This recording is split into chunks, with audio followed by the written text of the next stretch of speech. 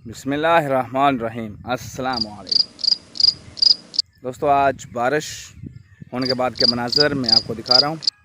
खेतों में आया हूँ अपने। देख सकते हैं आप, बारिश होने के बाद कैसे साफ़ सुथरा माहौल नज़र आ रहा है आपको।